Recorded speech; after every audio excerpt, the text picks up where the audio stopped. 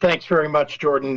Good afternoon to everyone, and welcome back to our regular 2:30 public update. I'd like to call on Dr. Ezike to give us today's medical update.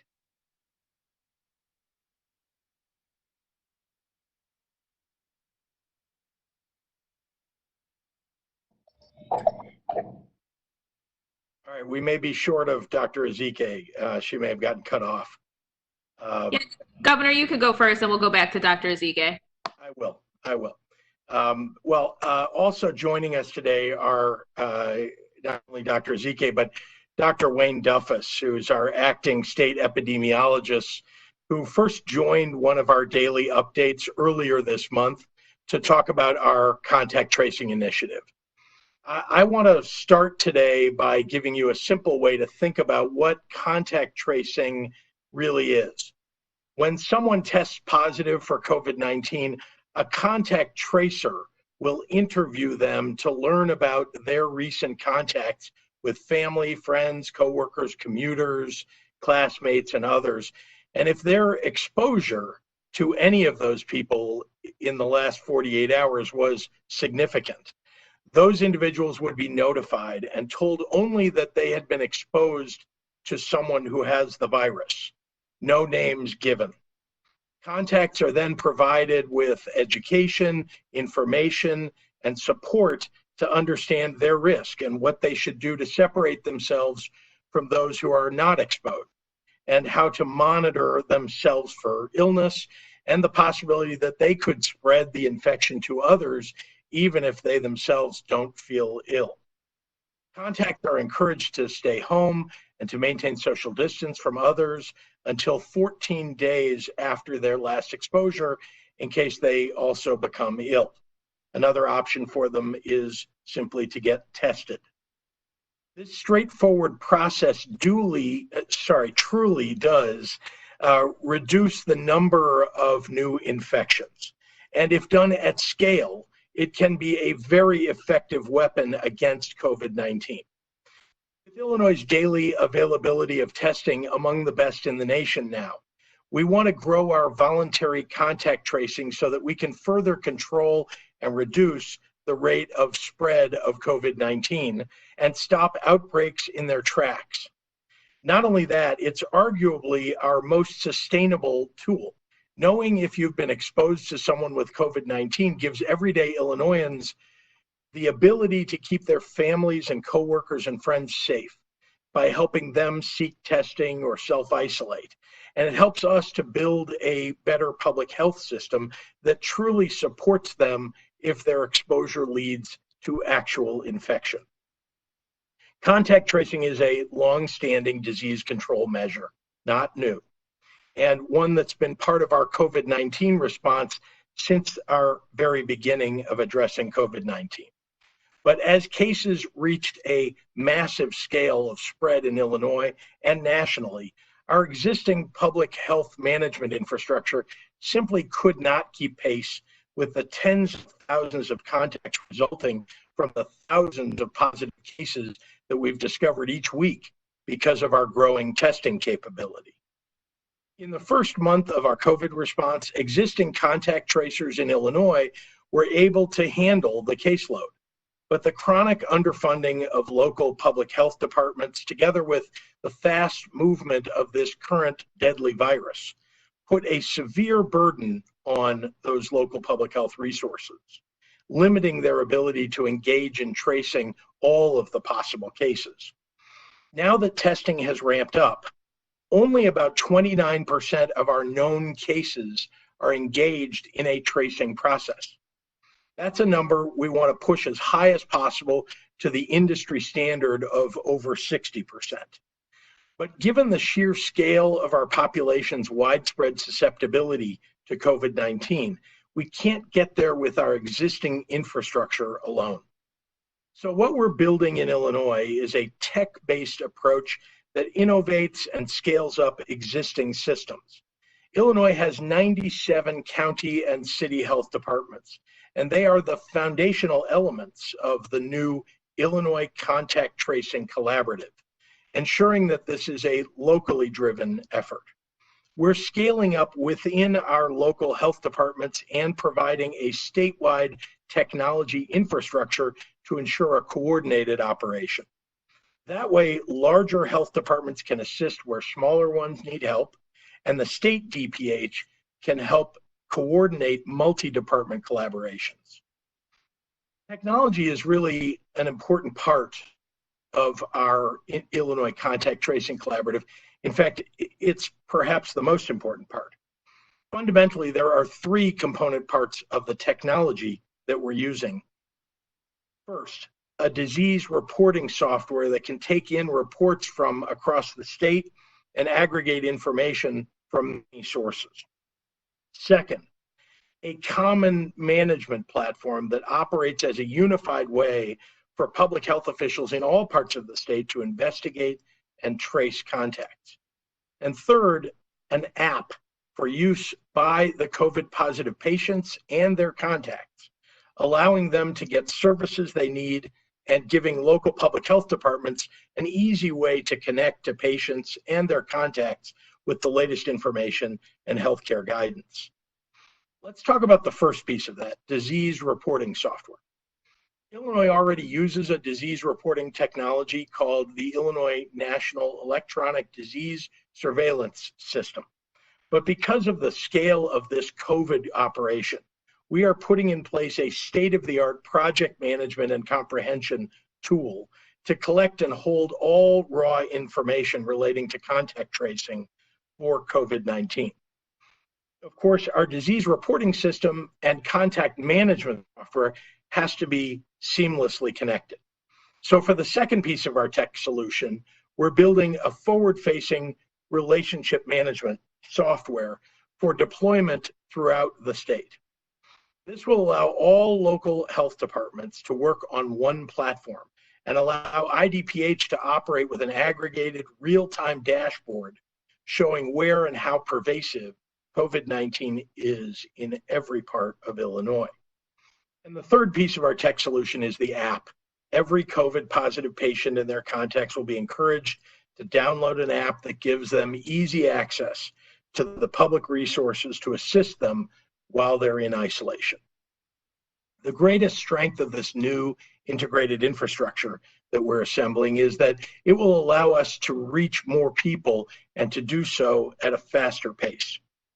At a high level, this model of contact tracing operates with the same scripts and the same steps all across the state and still allows customized methodologies to account for the unique aspects of different neighborhoods and communities.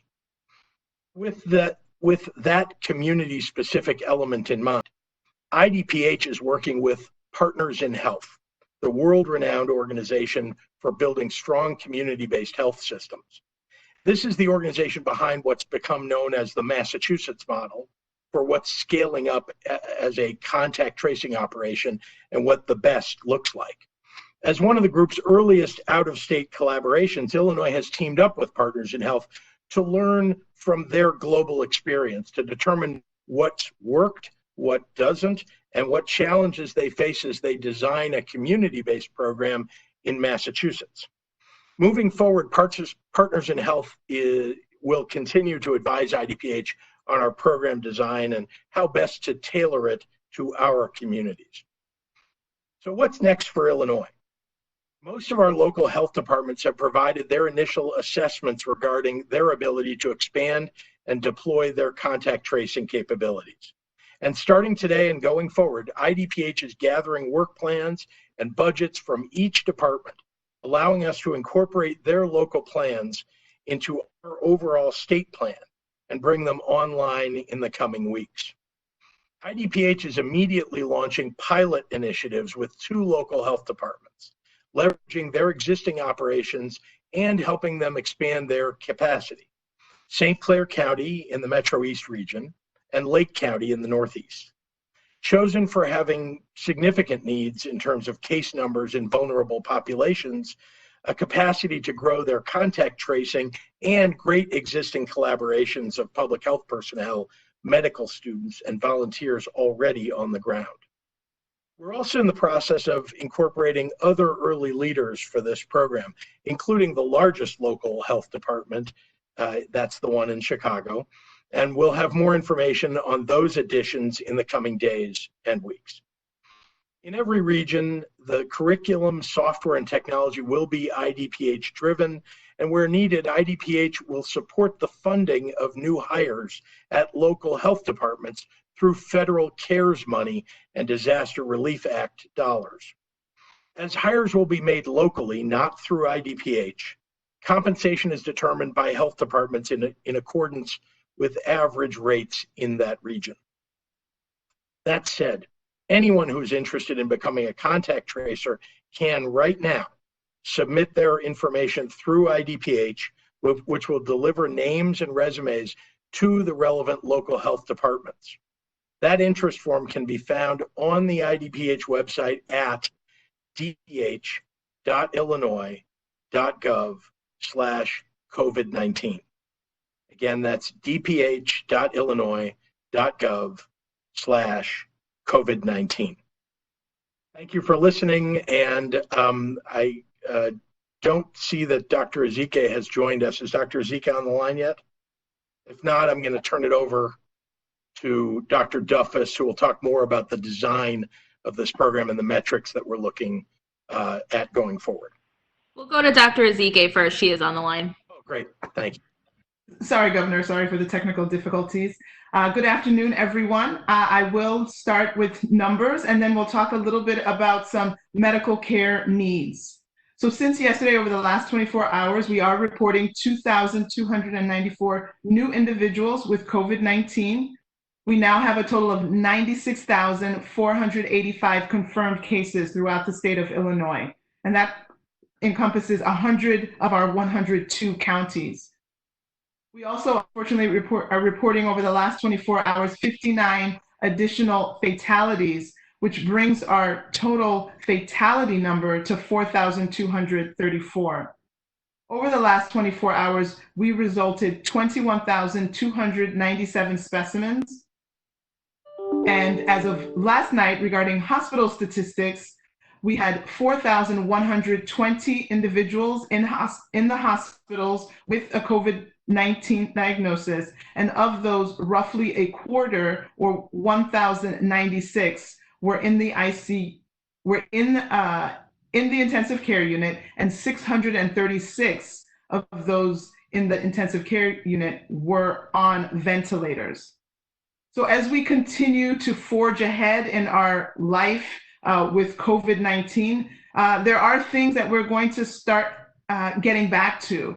And this includes, of course, taking care of our health, all parts of our health. While we're aggressively trying to prevent getting COVID and standing down if we do contract it, we also have other medical issues that we do need to attend to. I know there may be some fear about being exposed when we try to seek medical care for other issues, but we do need to prioritize our well care visits, whether it's our children's well care visits, whether it's going for a screening mammogram or other important screening or diagnostic tests. We have to remember that these health visits are important and they are essential, if you will, and they can't be put off indefinitely. And we know that COVID is not going anywhere anytime soon, so we need to make sure we prioritize these important medical procedures and events. So I urge you to talk to your healthcare provider and learn about what your provider's office is doing to protect the patients as they're coming into the facilities. They can let you know all the steps that they have taken to help you stay safe, to help keep their staff safe during your visit. Again, with the time that has elapsed since the beginning of our relationship with COVID to now, we now have a lot of information that has translated into important mitigation steps and additional steps to keep us safe as we try to take care of our health and visit our medical providers. If you have specific questions or concerns, call your healthcare provider. Learn what they're doing and get the medical care that you need. It's also important that you monitor yourself for potential new health threats. So we know all about coronavirus. We've been talking about that here every day, but let's not forget some of the other viruses that continue to be with us as well. We'll be talking very soon about influenza and how we're going to protect ourselves against that. But let's not forget the HIV. The human immunodeficiency virus is another illness that can mirror COVID-19 symptoms. So we are reminded about the importance of continuing to routinely screen for HIV and to be vigilant about distinguishing COVID-19 from HIV, which may have similar symptoms. In an HIV Illinois Getting to Zero Implementation Council meeting that occurred last month, an infectious disease physician from the University of Chicago Medicine discussed that they are still routinely screening for HIV as they respond to COVID-19 in their emergency department. In fact, they diagnosed 2 individuals with acute HIV. When people are seroconverting from HIV negative to HIV positive, the symptoms they exhibit are often flu-like symptoms, which obviously mirrors what we're seeing in COVID-19 patients. So please don't ignore your symptoms and don't be prevented from getting the care that you need. We do need to take care of ourselves, our whole selves, including all of our physical health. We need to take care of our body, mind, and spirit. So let's do the things that we need, whether it's having a visit with our social worker or our psychologist, or a well child check for our child with the pediatric provider, or getting our screening and diagnostic studies. Let's take care of ourselves while being as safe as possible, while wearing masks when we're outside, while maintaining social distancing, while frequently washing our hands and cleaning frequently touched surfaces. We can do all these things together. Let's remain all in for Illinois. And now I'll briefly summarize these comments in Spanish. Buenas tardes. Empezaré con los números y hablaré un poco sobre otras atenciones médicas. Desde ayer estamos reportando 2,294 casos nuevos de personas con el COVID-19. Tenemos ahora 96,485 casos total confirmados aquí en Illinois. Desafortunadamente, esto incluye 59 personas adicionales con COVID-19 que han fallecido, un total de 4,234 muertos. 21,297 pruebas hechas fueron reportadas en las últimas 24 horas. Y desde anoche, 4,120 personas en Illinois fueron hospitalizadas con el COVID-19 y de ellos 1,096 pacientes están en la unidad de cuidados intensivos y 636 pacientes están en ventiladores. Como continuamos en el mundo con COVID-19, hay cosas todavía tenemos que hacer. Esto incluye cuidando nuestra salud. Sabemos que hay ansiedad y hasta miedo de contractar el virus cuando necesitamos atención médica, como visitas al pediatra o un examen de mamograma. Pero estas visitas de salud son muy importantes y no debemos posponerlas, continuar a posponer. Les recomiendo que hablen con su proveedor de salud y informarse de qué están haciendo para proteger a los pacientes. Si tiene preguntas o preocupaciones, llame a su proveedor de salud para que obtenga la información que necesitan para obtener su atención médica. Es importante vigilar su salud para protegerse de cualquier nuevos problemas que tiene. Por ejemplo, alguien con VIH puede tener síntomas parecidos del COVID-19.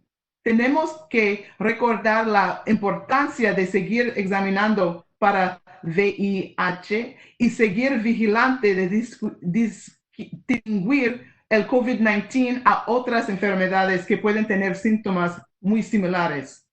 En la reunión del mes pasado, HIV Illinois Getting to Zero, un especialista en enfermedades infecciosas de la Universidad Médica de Chicago, mencionó que todavía siguen examinando rutinamente para el VIH mientras responden al COVID-19 en su departamento de emergencia. De hecho, diagnosticaron a 2 personas con VIH. Cuando las personas con VIH negativo pasan a VIH positivo, los síntomas que muestran frecuentemente son como la gripe y pueden tener síntomas parecidos a COVID-19. No ignore sus síntomas o deje que su ansiedad lo prevenga de recibir el cuidado médico que necesita. Necesitamos continuar manteniendo nuestra salud general, cuerpo, mente y espíritu. Nos tenemos que cuidar contra COVID-19 y todas las enfermedades que hay en este mundo. Hay que seguir luchando, pero lo tenemos que hacer juntos. Muchísimas gracias. And with that, I will turn it back over to you, Governor Pritzker, to introduce Wayne Duffus. I will. Just briefly, you've seen Dr. Duffus at our daily briefing at least once before. He's leading our contact tracing effort. It comes to us from the CDC and other international experiences with contact tracing. And so I'm proud to turn it over to Dr. Duffus for more on our contact tracing initiative. Doctor. Thank you, Governor. So as Governor Pritzker has stated, contact tracing is a long-standing concept and one that's been part of COVID-19 response since the beginning. But as cases increased rapidly in Illinois and nationally, many of our local health departments simply could not keep pace. Because of this, I was given the charge to work along with my colleagues, especially those at our local health departments, to establish a robust contact tracing program which will meet our needs. At the state level, we've organized ourselves into a contact tracing work group and sub-work groups, and we're in the process of reaching out to the local health departments to join these subgroups. These subgroups will meet daily to provide direction and coordination, determine operational needs, example, needs for laboratory resources, staffing, and finalize the technological aspects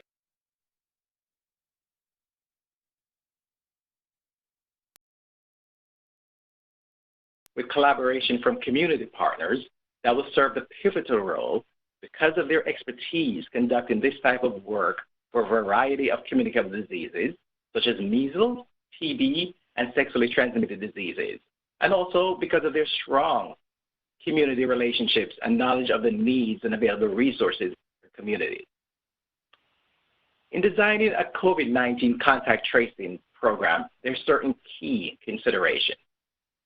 Since COVID-19 can be spread before symptoms occur or when no symptoms are present, case investigation and contact activities must be swift and efficient. What does this mean? This means that an increased availability of tests and a timely return of positive results to the patient and reporting to the local health departments for contact tracing follow-up is important. We will prioritize remote communications for the purposes of finding out how cases may have been exposed to the virus and finding out who, in turn, they may have exposed. In-person communication will be done only after remote options have been exhausted.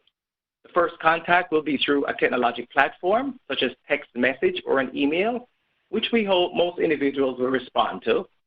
And if this is ineffective, then at least 3 phone calls will be made, and only as a last resort will there be in-person visit. We will increase testing capacity, which will allow us to test everyone who's been identified as exposed to the virus and to identify early people who have been infected to help stop transmission. For contact tracing to be successful, we must and will have broad engagement with the residents of Illinois so you can understand and accept what we're asking of you during this public health crisis. As such, we recognize that significant social support may be necessary to allow Illinois residents with COVID-19 and exposed to someone with COVID-19 to safely self-isolate and close contacts to safely self-quarantine. We've included resource coordinators into our program design, and these coordinators will work with cases and contacts to help with needs that can help during the time they're being asked to stay away from others, such as access to alternate housing, food banks, medical monitoring, and mental health services. Due to the magnitude of the pandemic, local health departments will likely need to enhance their contact tracing workforce, recruit staff, and train individuals from varied backgrounds. The free online curriculum offered by the Association of State and Territorial Health Officials, ASTHO.org, will be the acceptable minimum training. However, individual local health departments may have additional training requirements, and we are aware that various accredited colleges and universities are offering courses. Taking one of these courses is not a job guarantee, but may be suitable for those who desire more advanced skills. I would like you to know that we recently sent out a survey to all 97 local health departments to learn about their needs to conduct contact tracing, and I've learned the following from 55 that have responded so far. Here are the questions. How many staff currently work on contact tracing? The average that was told to us is 6.3, with a range of 1 to 40, which means that local health departments have been working on contact tracing from the beginning. What about their workload? Number of contacts per employee per week. Number returned to us was an average of 73, with a range of 1 to 525 as the workload. Number of contact tracers needed to effectively respond. What came back to us was 70, and the range was from 1 more contact tracer to 900. Ratio of supervisor to contact tracer, the average is 1 to 8 with a range of 1 to 9. Of the 55 local health departments that have responded, 27% report having a community-based organization that they work with currently or would like to work with. Of the 55 local health departments that have responded, 42 or 76.3% have language interpretation services. And finally, of the 54 that responded, 45 or 83% currently have a staff that can link cases to resources. So these are just an example of some of the questions that we've asked. There are many more that once we get a response from all 97, we'll report out to you. But I want to just to reinforce that the local health departments have been working in contact tracing from the beginning, that they do have resources that's been geared towards contact tracing, but this has been overextended because of the volume of cases that we're getting, that it's hard for them to keep up, not just in Illinois, but nationwide, as we've been hearing on the news. And this program is dedicated to scaling up rapidly.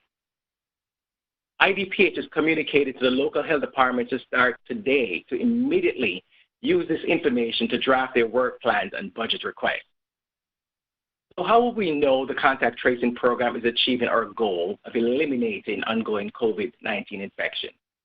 Well, we will know because we're including metrics into the collection and reporting of all interaction between cases, contacts, and the local health department contact tracing staff. The new technological platform, which includes emails and text messaging, will make these easy to collect and report. Examples of potential metrics which will be routinely reviewed will include the following. So for case interviewing, we'll ask about time to interview from symptom onset and diagnosis. We want to know the proportion interviewed. We want to know the median number of contacts elicited, and we want to know the proportion with no contacts elicited. For contact notification, we want to know the proportion of contacts notified. We want to know the time from first potential exposure to contact notification. For contact follow-up, we're going to ask the daily proportion of contacts whose status is evaluated. We will ask the proportion of contacts with symptoms evaluated within 24 hours of onset of symptoms. And for contact tracing efficacy, we want to know the percent of all new COVID-19 cases that were monitored by the contact tracing program. So from that list, you see at all aspects of the program, we'll be assessing performance and making modifications as the data comes out so that we can achieve our goals. We have, in fact, already engaged modelers from Northwestern and the University of Chicago, and we will use the developed models to tell us about the success of our contact tracing program. So altogether, we're building on a program that is already underway by including efficiencies, promoting local ownership and addressing the needs of our residents. For local health departments, please look forward to more future engagements as we plan and build the contact tracing program. Thank you for your time and attention. I'll turn back to our governor. Thank you very much, Dr. Duffus. Thanks for all the work that you're doing to help us spin up this really tremendous program. Before I take questions, I want to address the recent addition to the toolbox of enforcement mechanisms available to local law enforcement and state's attorneys, because there seems to be some confusion out there about what this is and what this isn't. So I want to lay out the facts for everyone very clearly. Right now, local law enforcement and state's attorneys are regulating and enforcing the public health restrictions, helping to bring down our infection rate and keep us safe. But they've had limited latitude to do so when local businesses are breaching public health protocols. As I've said since the beginning, it's my strong preference and that of the Illinois State Police and other law enforcement that communication and education should be our first tools to encourage compliance. For the vast majority of residents and businesses, that's been very effective. For business owners who have decided to put people at risk by not following our gradual reopening plan, there are a limited set of warnings and then penalties that can be invoked. Let's use a restaurant and bar as an example. Before today, for a restaurant and bar that refuses to comply after communication from law enforcement or even after a cease and desist letter, the state can revoke the business's liquor license or impose a closure order by IDPH. Both are expensive measures for a business to come back from, and they're not preferred by anyone, least of all me. Under the current Illinois Department of Public Health Act, when a business violates an IDPH rule and puts public health at risk, the business has committed a Class A misdemeanor. That's the existing law today, in fact, last week and last year. Under that existing law, law enforcement can issue a citation to the business. An emergency rule requiring businesses to follow the existing stay-at-home order has now been put in place. This additional enforcement tool, the citation, causes less harm to a business than a total shutdown or a loss of a license, but gives local governments and law enforcement the ability to do their job. Many other states have enforcement tools like this, but not Illinois, until now. This rule can only impact a business, not individuals, and is a response to only a select type of violation. This cannot be used, for example, to regulate individual conduct, like not wearing a face covering.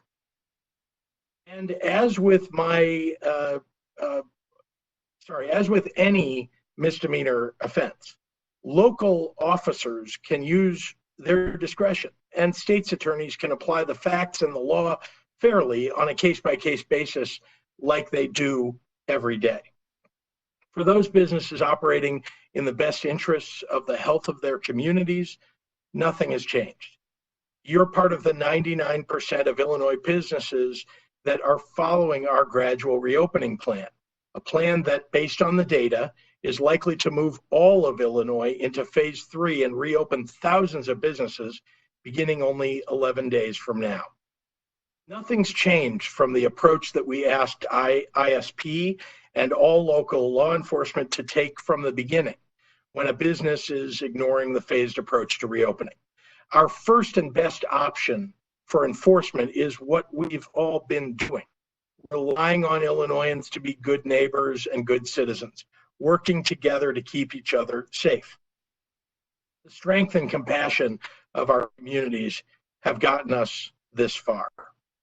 And I have every confidence in the people of Illinois that they will carry us through together. Thank you. And now I'd be happy to take any questions from members of the media.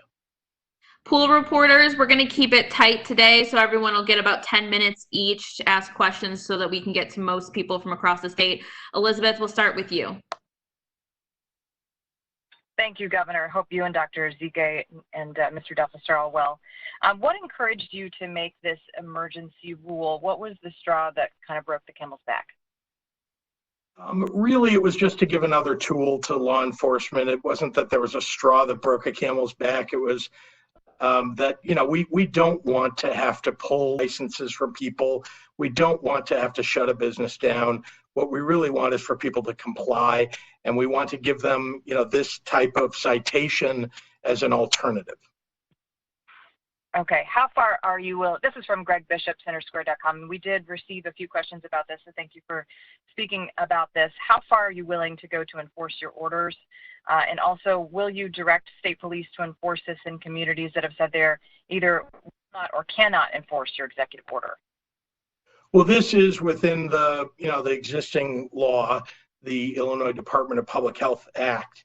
So, that's the extent to which we're seeking to enforce the law. You've seen that I'm very interested in reopening businesses across the state in a safe and healthy fashion. And we're on our way to being able to do that.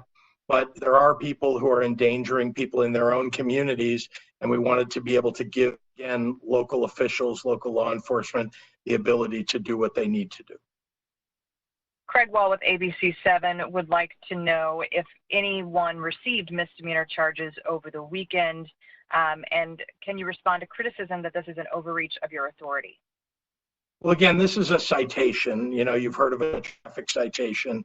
This is another kind of citation. I'm not aware of anybody having received one over the weekend. And what was the last part of that question from Craig?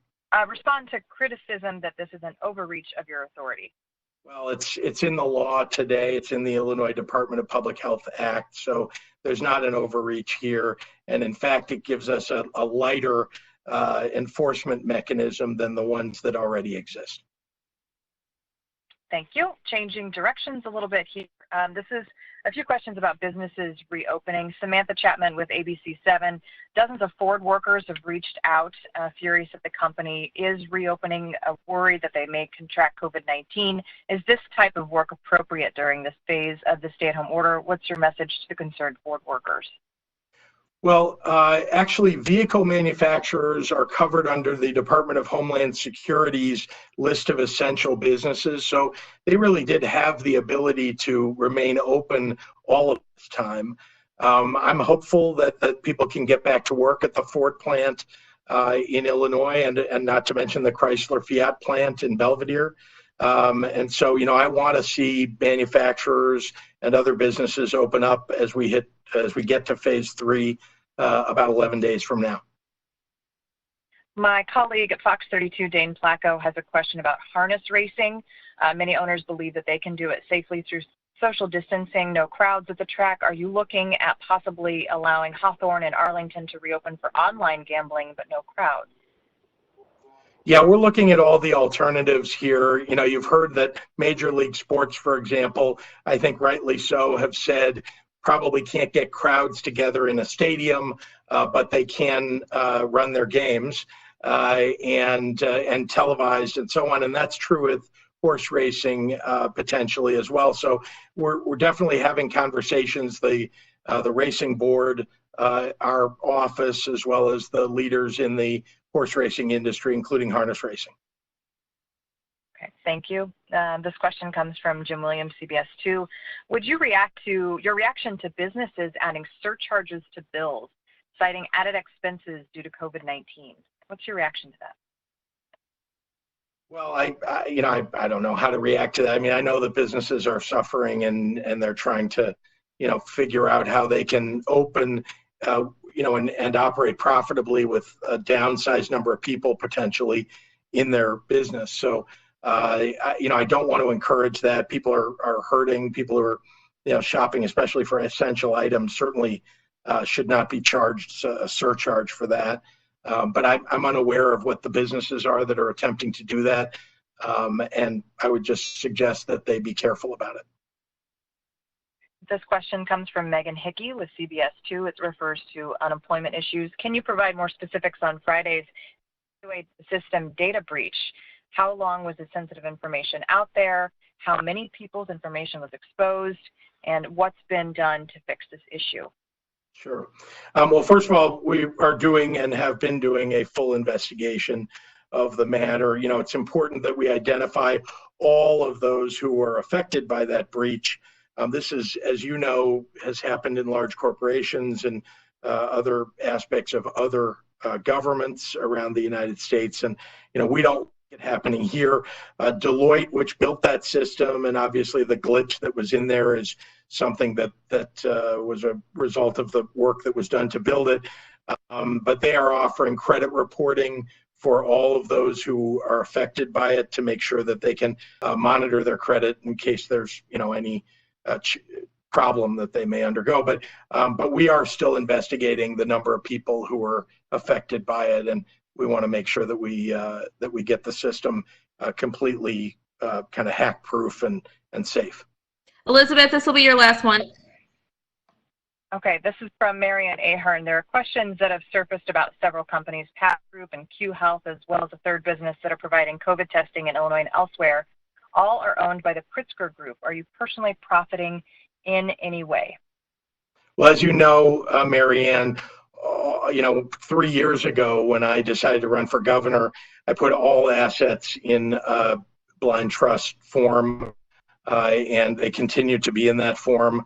And so I'm not involved. I really don't even know the engagement of those businesses in any thing that has to do with this. And, you know, I'm really 3 years from having had any knowledge about any of those. Kelly from Block Club, you're up. Hi, Governor. Our first question from Block Club. Will you shut down General Iron in Chicago after this morning's explosion? Why is it being considered an essential business? Yeah, so EPA is looking into it. I know the city of Chicago is, you know, has jurisdiction as well. So, you know, we're actually, as you can imagine, paying very close attention and want to make sure that people are kept safe. You know, I'm unaware of what the latest is on the matter, but it's certainly something of great concern to me. But why is it being considered an essential business that's being allowed to stay open right now? You know, I can't describe, you know, let me just say that the Department of Homeland Security's list of essential businesses is really what we use as the baseline for our list of essential businesses. And so I would have to refer you to the Department of Homeland Security for the reasoning behind that particular business.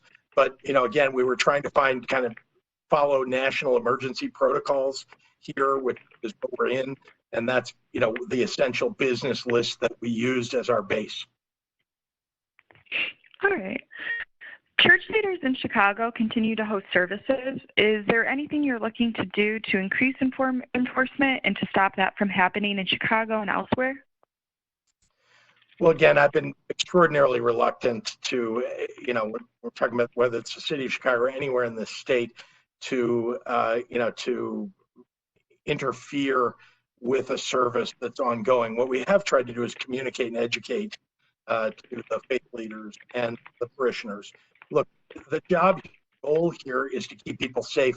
I want people also to be able to worship. There are many ways in which to do that during this time, and I know it's very difficult, but people are allowed to, you know, worship in groups of 10 or less. Lots of people have discovered that they can Zoom and worship together, that there's video, a connection with their pastor and so on. And I want to encourage that. And I know how difficult this is. I mean, so many people care deeply about the community that is their church or their mosque or their synagogue. I do. And so, you know, we want to get back to it as soon as we can, but we have to keep each other safe. And I hope that leaders, faith leaders will heed the public health concerns and follow the reopening plan. Okay. And when can gig workers expect to start seeing pandemic and employment benefits direct deposited into their accounts or on their key bank cards? Well, as I understand it, first of all, many people have already signed up and have their claims approved. You know, as to when they will get it, I know that I believe that just as in the regular unemployment system, that people will be able to get the 1 week waived, and that they'll be able to get that over the next 2 weeks. But I want to defer to my IDES personnel to get the correct answer for you. So I'll ask Jordan to respond to whoever, if that was your question, I'm not sure, but we'll make sure we get you the right answer about the date, the first date on which people will start to see deposits. All right. And then the state, this is also from Black Cup. The state plans to reopen non-emergency daycares in phase 4, but many parents are returning to work next month during phase 3. What would you say to those who need childcare, or are you considering moving non-emergency daycares to phase 3? So if you go on our website at coronavirus.illinois.gov, you'll find emergency daycare that's been set up. It's actually been in existence already, more than 2,500 existing daycare facilities. And then in addition to that, we are expanding daycare, still looking for more emergency daycare providers, but looking for ways that we can increase coverage for people. And we have a task force that's specifically dedicated to that, of experts in the childcare field. So, but please go to the coronavirus.illinois.gov website and look for daycare near you that's part of our emergency daycare, emergency childcare. All right. As a follow-up to that, so what ways is the state looking to increase coverage for people? Just because we've heard of daycares that have waiting lists of 50 or more people. Yeah, and this is the way that we're doing it, is with emergency licensing and with higher reimbursement rates, because we know that it's more difficult to run a smaller daycare than it is a larger one. We want childcare to be more available, and we want people to be able to afford to run a childcare center and do reasonably well doing that. And most of all, we want them to provide that care. So again, we've got many more licenses that can be granted, and I hope many more people will apply to provide that childcare. All right. And new data shows fewer people are adhering to the stay-at-home order. Do you expect another surge in cases this summer or fall because of that? Well, I'm concerned about it. I don't know if I expect it exactly, but I am deeply concerned about it. It's the reason why we're following this very gradual plan. But it makes sure that we have the healthcare capacity to deal with any kind of surges. But yeah, if people don't follow the plan, or if people don't wear face coverings when they're out in public as directed, more people are going to get coronavirus, COVID-19, and I'm deeply, honestly, it's what I wake up thinking about, go to bed thinking about, how do we keep people safe, as I know that it's, we have beautiful days, that are coming throughout the summer, and people will want to be outside wherever they are in the state. They'll want to be together, gathering, and we just want them to do everything they can to keep themselves safe. So we'll keep monitoring. We hope people will follow the rules, and I think we'll be able to make it through to the fall. And then I must say that I'm concerned about all of the warnings that have been given by epidemiologists about the potential for a surge in the fall, because if people don't learn the lessons over the summer that we've learned over the last couple of months, and then we hit a fall surge, we're going to be in big trouble. Kelly, you have one more. All right. This is from Greg Hines from Cranes. Governor, could you please explain why, without any public notice or discussion, you over the weekend filed a new regulation establishing a misdemeanor offense for businesses which reopened despite your shutdown order? Even if this is needed, why do it this way? Well, I think you understand why we put it in place. It was a tool, as I described, for law enforcement. We were working on it during the week. We issued it on Friday, and it's something that doesn't establish a new misdemeanor. The misdemeanor is already in the law, so it was simply a change of rules. Okay, we'll go to online questions. This is from Tina at the Sun-Times. Governor, do you think there should be legislation passed this week during session to further clarify your powers under the stay-at-home order extension, or also your reopening plan? I think that we're on a good path. We've got a Restore Illinois plan that puts us on a good path to reopen. And so I think existing legislation has been good enough. So I'm not seeking anything from the legislature. And to be honest with you, there's so little time that the legislature is likely to be in session here that I think it's going to have to be focused on the very basics like a budget. This is from Sam at NPR Illinois. Governor, are you worried about you or your family's safety after anti-Semitic hate speech was used during protests over the weekend? Yes, I have to admit that I am worried about my family's safety. You saw some of the signs, you saw the vehemence that people who were carrying those signs with swastikas and pictures of Adolf Hitler, references to me and my family. Yeah, I'm concerned. But I also want you to know that I am undeterred from the path that we're on. I think we're doing the right thing. Again, vast majority of people in Illinois are doing the right thing. And indeed, you are seeing it in the numbers. Just look at what is happening. And it's happening because everybody banded together following the rules to do, to do what was necessary to keep each other safe.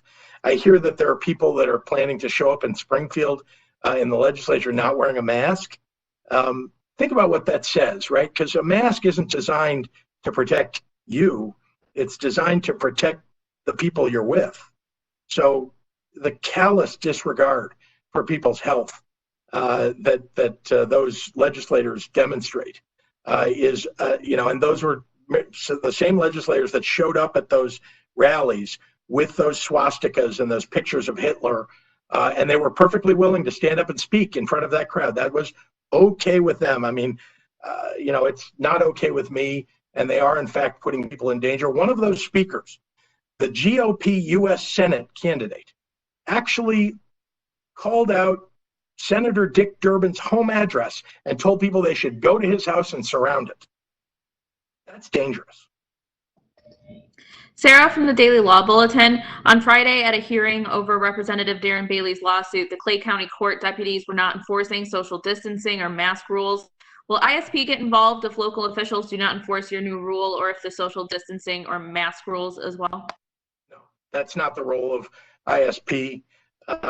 So we know that states' attorneys and law enforcement around the state, vast majority of them, are doing the right thing and enforcing in the right way. And Clay County, I mean, it speaks for itself that, the decision that was made in that courtroom a couple of weeks ago and, continuing, I would say disregard for the law in Illinois, I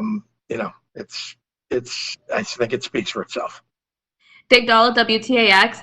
Governor, since the beginning of this, you have said, quote, lives over livelihoods. Why are they mutually exclusive? They're not. What I have been focused on, Dave, is making sure that the balance weighs in favor of keeping people safe. The job here is to make sure that while we're reopening the economy, remember, at the beginning of this thing, we didn't know how fast this was going to affect the population, and you've seen it. It's moved pretty fast. We didn't know how fast it was going to take people from being well to being on a ventilator and dying. And it moves reasonably fast, I hate to say. We've learned a lot in this process, but what I know is that every decision that I've had to make has been a difficult one, in part because I know there are things that we've had to do following CDC guidance, I might add, that has affected people's livelihoods. And that disturbs me. And I want very badly for us to move ahead and let people get back to their livelihood. But most of all, I want them to stay alive while we do it.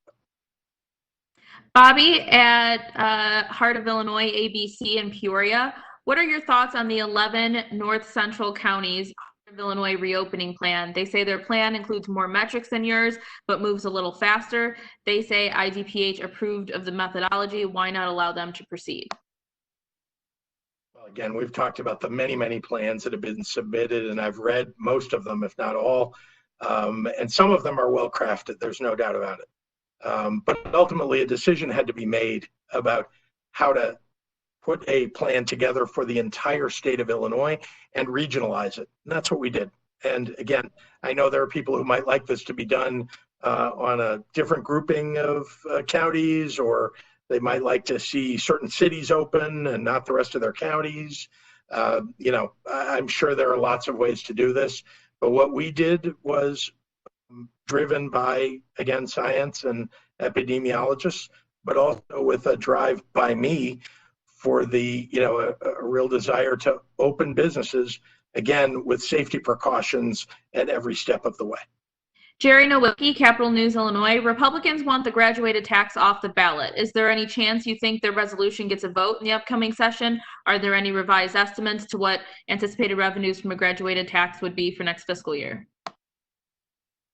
I believe that the estimate for the revenue from the graduated income tax is over $1 billion just for next year, because it's a truncated year, as you know, and also a very unusual fiscal year in the history of the state.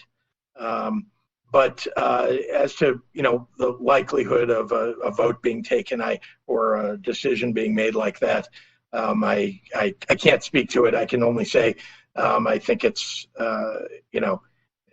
that the GOP wants to keep people from voting on this, to keep people away from the ballot box. Says something about their lack of confidence in their position. Shia Politico has a question about the new IDPH enforcement rule. Do you think that means the state's getting tougher on enforcement, giving so many local jurisdictions and others are thumbing their nose at the EO? And how do you recommend social distancing and mask wearing during the legislative session?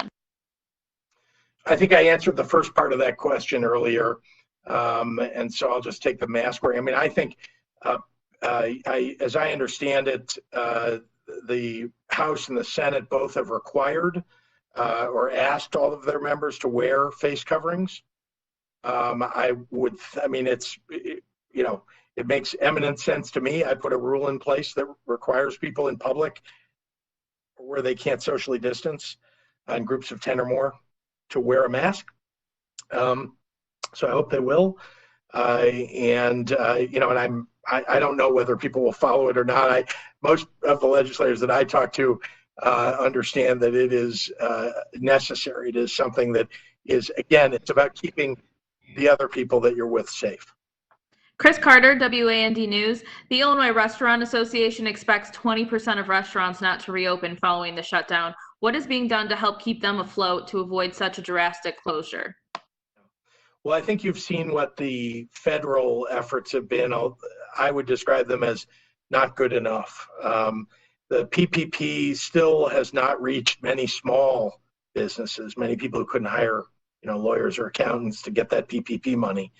And so I think we here in Illinois, as we get support from the federal government for state and local governments, and I'm, somewhat optimistic that we will, that we should use some of that to support these restaurants, particularly in bars, people that have had to stay closed longer than others. But it's very important to me that we lift up these small businesses. It's it's something I believe deeply in. It's something that I, was engaged in before I became governor, helping small businesses grow. And I know that the lifeblood of our future economic growth is in those small businesses. So we're going to work on that in Springfield. I've talked to legislators about it. I've also talked to our federal officials about trying to get specific provisions in support laws that are being passed for restaurants in particular. Dave McKinney at WBEZ will be our last question for today. An agenda item for lawmakers this week is potential election legislation. What specific things would you like the General Assembly to address in an elections bill that might get sent your way? Well, the most important thing, and I've talked about it some number of times now, is we've got to give people the ability to vote by mail, make it much easier for people, because at this point, I know that fewer people going to the ballot box in November is better for all of us in terms of keeping people healthy and safe. And so I'm looking forward to I've called upon the legislature, and I know that many members agree with this, to pass legislation that'll make it easier for people to vote by mail. So that's the primary thing that I think we ought to be focused on when we get to Springfield. But no doubt there are some smaller important provisions, in order to keep our elections safe, and I mean safe in a different way, from hacking, from interference, and so on. So I'm looking forward to seeing those ideas in legislation next week, or later this week. All right, that's all the time we have for. Thank you very much. We'll see you all here again tomorrow. Thank you.